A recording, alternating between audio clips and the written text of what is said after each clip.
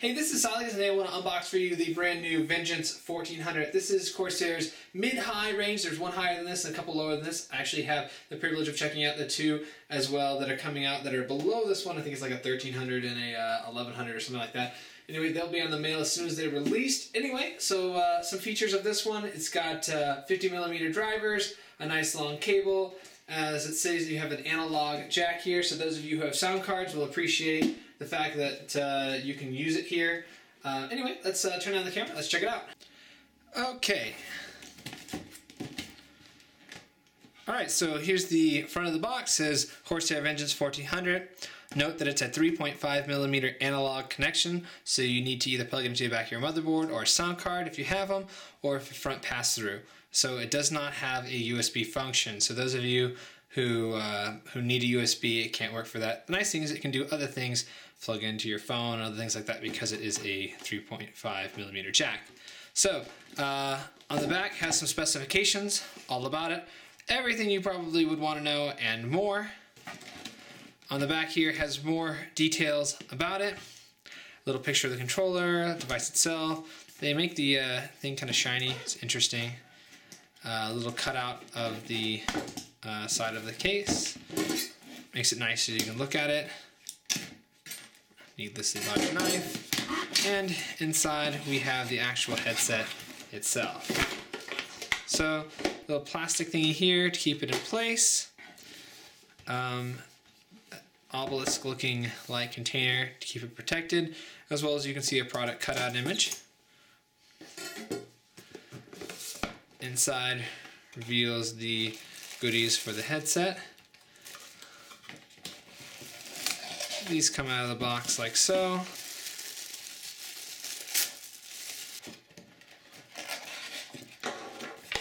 Warranty papers, elsewise, that's everything in the pretty box.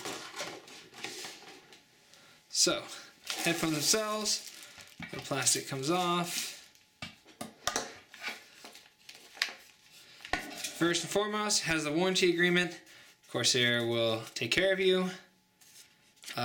Something in not sure what language, but impossible to read. Warranty guide goes into a little bit more details about what to expect. All different languages. Let's put that off to the side. And the headphones themselves.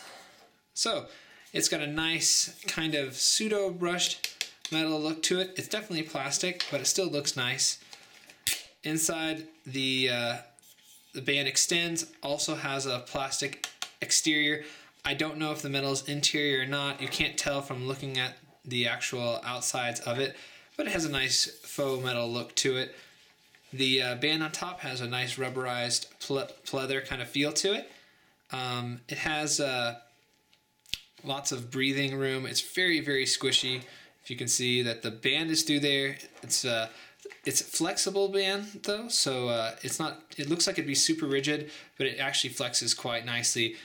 Here and here, there feels like there's a joint, so it helps it flex a little bit for you. On the underside of it, we can see it has the screw points here. It says left. The other side says right. Both sides extend, so you can get to a very large headset if you need it to. So the cups themselves are like that oblong kind of O shape to it.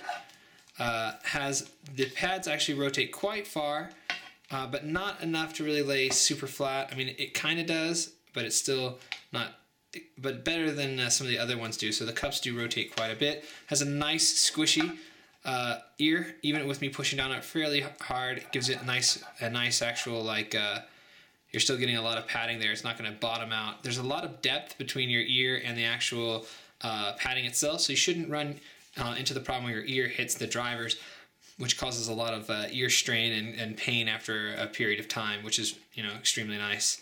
Now the mic stand is nice. It swivels.